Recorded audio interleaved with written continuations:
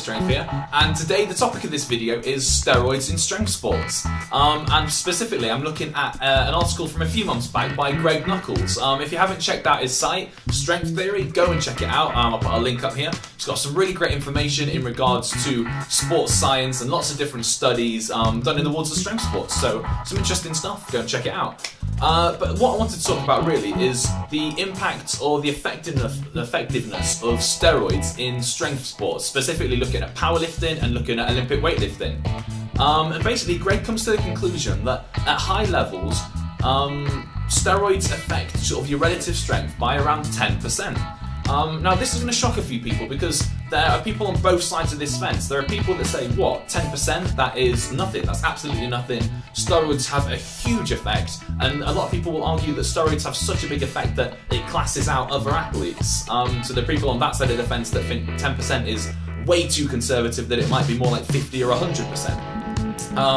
But I also know there's going to be some of you on the other side of the fence saying that 10% is way too big an estimate and that perhaps it's slightly lower, that it doesn't have that big an impact. So, you know, I want to know your thoughts for starters. Leave some thoughts in the comments section and I'll read them after I've sort of done the video. But basically I want to explain how Greg gets to this conclusion and explain what he's talking about.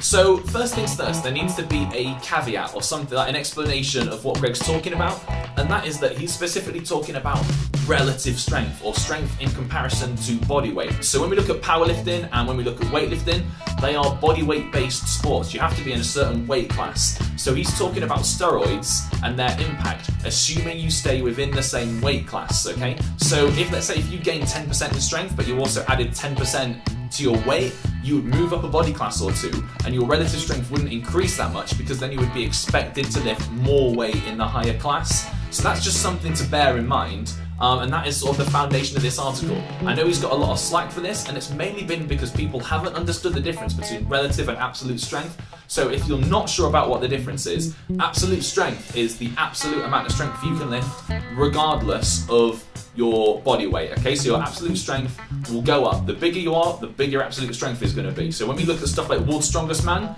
absolute strength, it is a feat of absolute strength. Relative strength is based on body weight and what you can lift in relation to that body weight, hence the name relative strength. Now we've got that out of the way, let's move on to the difference. Why does he say 10%? Well, he looks at world records between tested and untested powerlifting as the basis, and then we'll move on to weightlifting in a minute because that's what he moves on to next. So he looks at the squat, the bench, the deadlift and competitive totals in tested versus untested classes. With the squat, he found that there was a 5.64% increase in the untested category. With the bench, he found that results were typically 9.11% higher. And with the deadlift, he found that results were around 4.95% higher. So sort of averaging out somewhere around 7 to 8% higher in the untested category. And then if you look at Olympic weightlifting, it was a little trickier, this one, I think. Mainly because there's no untested Olympic weightlifting high performance category, if you will. Like, all Olympic weightlifting is the international, at the world level, at the Olympic level is all tested. Although, to be fair, we've got a lot of drug scandals going on at the minute, so check out my other video for a bit of information on that one.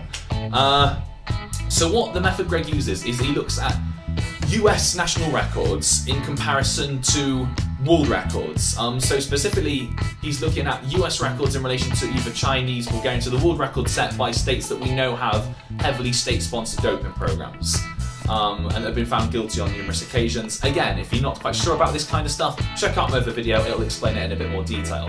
But what he looks at is that in the US they have a very stringent anti-drugs policy. They've got a very anti-drugs atmosphere, they have a very rigorous testing policy, and the overall theme of, or the overall sort of tendency of a lot of clubs in the US is to be stringently, rigidly anti-steroids. And that's something that I found to be true, and that's something that Greg bases this off. So by and large, that's what this is based off, compared to the world records, in which he is assuming that they are mainly done on, but the world records are mainly based from athletes that are on steroids or some kind of performance enhancing drugs. Now, of course, there's going to be issues with this study. There are going to be issues with looking at data in such a broad way, and I think Greg discusses a lot of them in a lot of detail in his article. So again, go and check it out. I'll try and put a link in the description if I remember, so do that.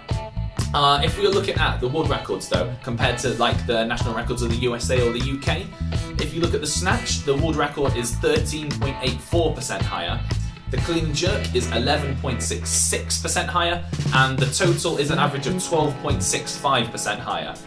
So you're looking at 12.65% there, and then you're looking at, for the powerlifting that we talked about before, a difference of about 8%. So we've got 8% difference in powerlifting, 12% difference in Olympic lifting. They average out to around a 10% difference in total. So if you are using steroids or performance enhancing drugs, then on average you are likely to have a 10% better relative strength than someone who is not using those drugs. That's the conclusion he comes to, but I want to know what you guys think. Do you think it's a reasonable conclusion? Do you think he's wildly off the mark, or do you think that he's actually onto something here? I want to know your thoughts below. Let me know what you think. If you like the video, you like this kind of sort of slightly sciencey stuff, then give me a like. And if you want some more information, hit the subscribe button, and I will chat to you guys soon.